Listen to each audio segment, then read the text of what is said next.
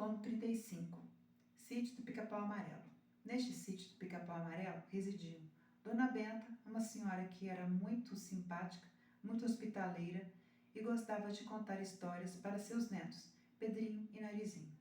Pedrinho era um menino que veio da cidade, pois seus pais não poderiam ficar cuidando dele, pois eram muito ocupados, com muitos afazeres. Já Narizinho sempre morou com a avó, pois seus pais faleceram, vítimas de acidentes de carro.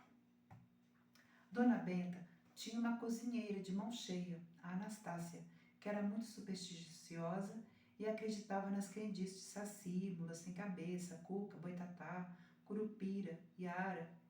Era apaixonada pelo vigia do sítio, Barnabé. Este Barnabé também gostava muito de Anastácia. Sempre estava do seu lado, conversando ou fazendo algum favor para ela. Tinha ainda mais 2 trabalhadores no sítio, o Zé Carneiro e Pedro Malazartes. Eram responsáveis por cuidar dos animais e das plantações do sítio, mas viviam na bronca um com o outro, pois Pedro Malazartes vivia aprontando com o Zé Carneiro. Dona Benta, que conseguia conciliar as brigas dos dois, mas era uma vida feliz, simples, com união familiar. Monteiro Lobato que criou essa história, mas vamos analisar os personagens. Dona Benta era uma senhora que gostava de ser hospitaleira, de contar história para seus netos. Típica de avó que agrada a seus netos e às pessoas que as visitam. Tia Anastácia, típica de uma cozinheira de mão cheia, mas na narrativa, Monteiro Lobato descrevia ela como preta, como carvão e de cabelo duro de areia panela, e seus lábios eram beiços. Naquela época, década de 30, 40, 50, não havia regras e leis anti-racismo como as que tem hoje. Então, ninguém se importava com essas descrições racistas, mas a cor da raça africana é muito bonita, resistente a várias doenças.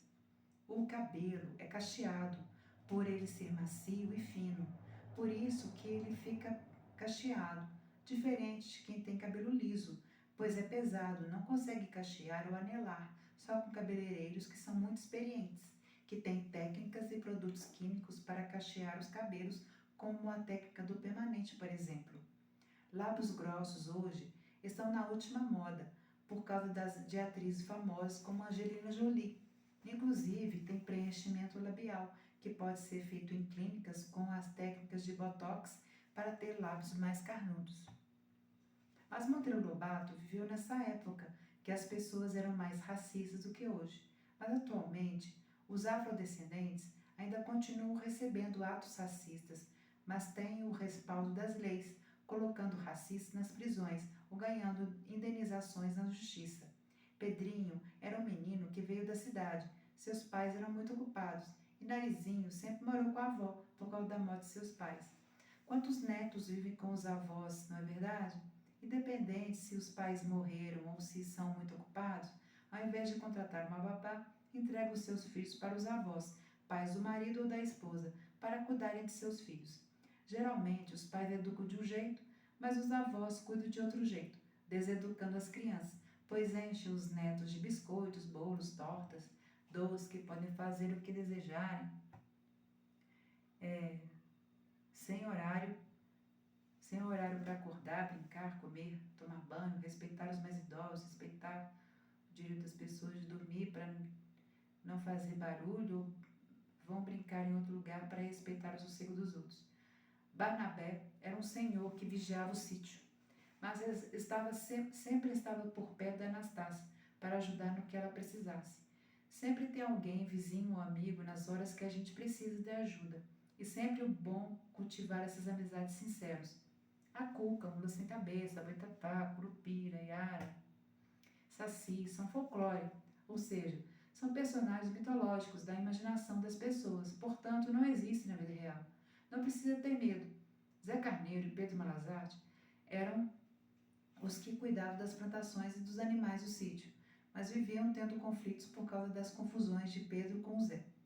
A Dona Benta que tinha que acalmar os nervos dos dois e tentar conciliação de conflitos. Isso acontece em qualquer lugar, seja na família, seja no trabalho ou na escola. Ainda bem que tem núcleos de conciliação de conflitos implementados em muitas escolas, empresas e até em tribunal de justiça para sanar e fazer acordos diante de cada caso.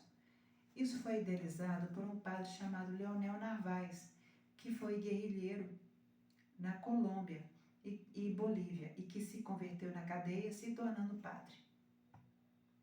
Ele criou a ESPERE, Escola de Perdão e Reconciliação, no mundo todo. Por isso que surgiu esses núcleos de conciliação de conflitos para ajudar a acalmar os conflitantes.